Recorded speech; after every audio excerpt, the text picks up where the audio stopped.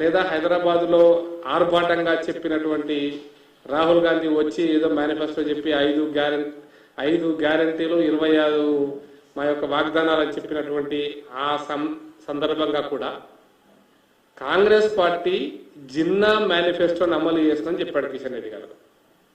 అది చెప్పంగానే కాంగ్రెస్ పార్టీ నాయకులకు ఎగిరెగిరి పడుతున్నారు. నేను చాలా స్పష్టంగా చెప్తున్నా, 1947 కంటే ముందు, ఈ దేశం విభజన కంటే ముందు, ఈ దేశం స్వతంత్రం రాకముందు ఇదే కాంగ్రెస్ పార్టీ, మళ్ళీ నేను పదవి ఉపయోగిస్తుంది, ఇదే నెహ్రూ కాంగ్రెస్ పార్టీ, అప్పుడు కూడా ఇదే మత కోణం మీదనే Indian Union Muslim League or Muslim League అప్పుడున్నటువంటి జిన్నా నాయకత్వంలో ముస్లిం లీగ్ కు సపోర్ట్ చేసి అప్పుడు జరిగినటువంటి స్థానిక ఎన్నికలలో, బ్రిటిష్ కాలంలో జరిగినటువంటి స్థానిక ఎన్నికల్లో కూడా ముస్లిం లీగ్ కు ఇదే రకమైన మద్దతు ఇచ్చింది కాంగ్రెస్ పార్టీ. ఇప్పుడు మళ్ళదే ఇస్తుంది. అర్థం చేసుకోవాలి. అప్పుడు ఏ విధంగా అయితే దేశ విభజన జరిగి ప్రపంచ చరిత్రలోనే 16 లక్షల మంది ఊచకోతకు గురి అక్కడి నుంచి ఇక్కడ మారినటువంటి ఏదైతే పేద ప్రజల యొక్క బాధలు ఉన్నాయో మరొకసారి ఈ దేశంలో తీసుకురావడానికి కాంగ్రెస్ పార్టీ ప్రయత్నం చేస్తుంది. నేను చరిత్ర చెప్తున్నంటే ఖచ్చితంగా ఈ చరిత్ర మరొకసారి కాంగ్రెస్ పార్టీ కనుక అధికారంలోకి వస్తే జరగబోయేది ఇదే. దేశాన్ని విభజిస్తారా, ఈశాన్య భారతాన్ని విభజిస్తారా, చాలాసార్లు ట్రై చేశారు. కశ్మీర్ భారతదేశాన్ని, కాశ్మీర్ పాకిస్తాన్కి ఇవ్వాలనుకున్నారు. ఆ బంగ్లాదేశ్ నుంచి పక్కన అస్సాం నుంచి 2 జిల్లాలకు బంగ్లాదేశ్కి ఇవ్వాలనుకున్నారు. ఆ కాలంలోనే ఎప్పుడో చిటగాంగ్ లాంటి ప్రాంతాలలో హిందూ మెజారిటీ ఉన్న ప్రాంతాలను కూడా ఎప్పుడో ఇచ్చేసిండ్రు. ఇవన్నీ కాదని మత ప్రాతిపదికన 2 దేశాలుగా విడిపోతే ఈ దేశం సెక్యులరిజంగా ఉంది, ఆ దేశం మతరాజ్యంగా ఉంది.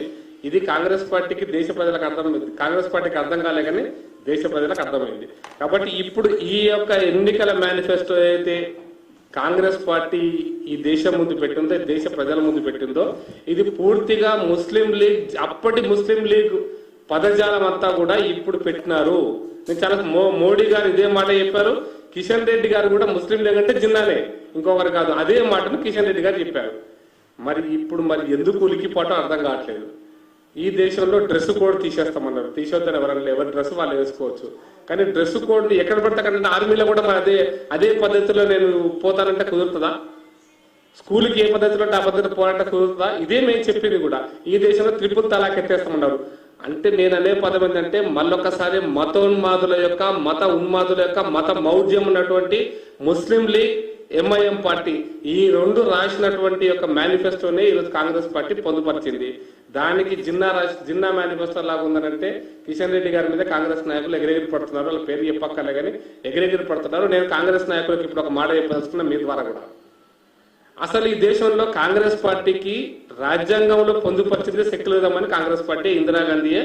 అది ఎమర్జెన్సీ కాలంలో పార్లమెంట్ లేకుండా, ప్రతిపక్షం కూడా లేకుండా పొందుపరిచింది.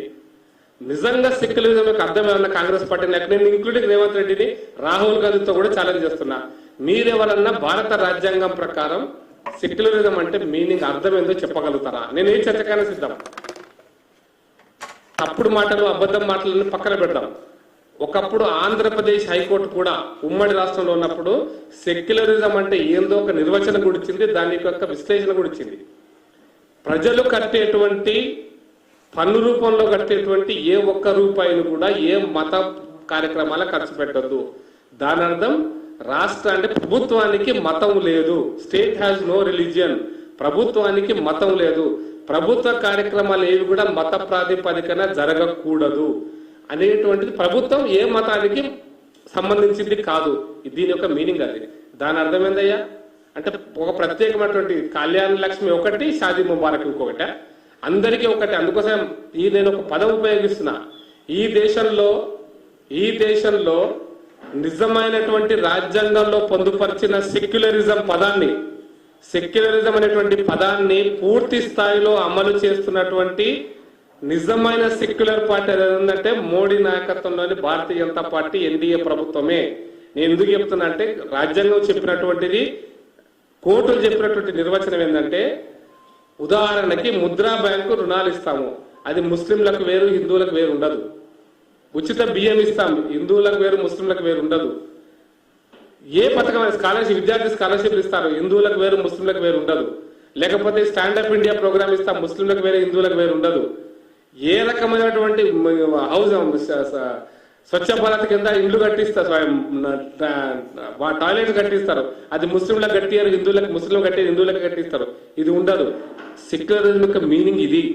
కానీ మేము ముస్లింలకే కట్టిస్తాం, మేము హిందువులకు చేయమనేటువంటి కాంగ్రెస్ పార్టీ భావజాలం. అందుకోసం గుర్తు చేస్తున్న పెద్ద మనుషులందరికీ, కాంగ్రెస్ పార్టీ నాయకులకి, మన్మోహన్ సింగ్ అనేటువంటి ప్రధానమంత్రి, మన్మోహన్ సింగ్ అనే ప్రధానమంత్రి ఈ దేశాన్ని ప్రధానమంత్రిగా ఉన్న తర్వాత ఈ దేశం యొక్క సంపదలో మొదటి హక్కును ముస్లింలకే అని చెప్పినటువంటి ఒక దుర్మార్గపు పాలన చేసినటువంటి మన్మోహన్ సింగ్ నాయకత్వాన్ని కాంగ్రెస్ పార్టీని ప్రజలు చూసి ఏ విధంగా తిప్పికొట్టాలో, ఏ విధంగా వాళ్ళ శిక్ష వేయాలో ఆ విధంగా వేశారు.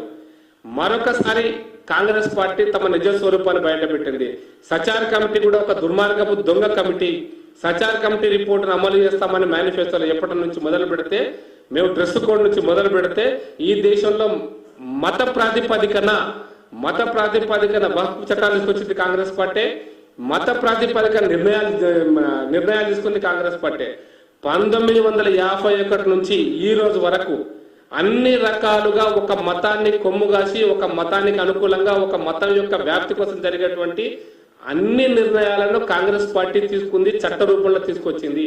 అందుకోసమే ఇప్పుడు కూడా మళ్ళీ బీజేపీ ప్రభుత్వం, మోడీ నాయకత్వంలోని బీజేపీ ప్రభుత్వం నిజమైన సెక్యులర్ వాదాన్ని, నిజమైన సెక్యులర్ స్పిరిట్ ని అమలు చేస్తుంటే ఉలికిలికి పడుతూ మతవాదం పేరు మీద మా మీద విమర్శించడం అనేటువంటిది దేశ ప్రజలు గమనిస్తున్నారు.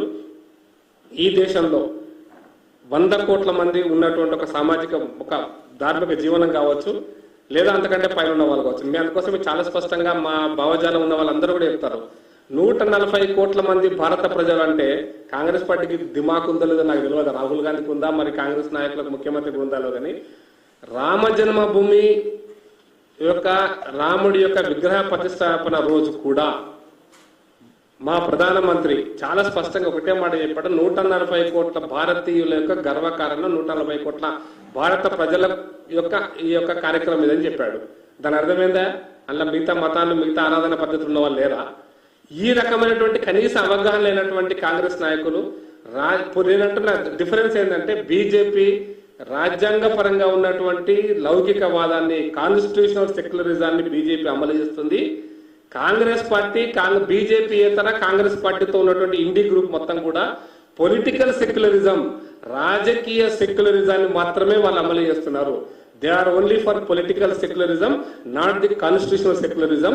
మేము కాన్స్టిట్యూషనల్ సెక్యులరిజం అమలు చేస్తున్నాం.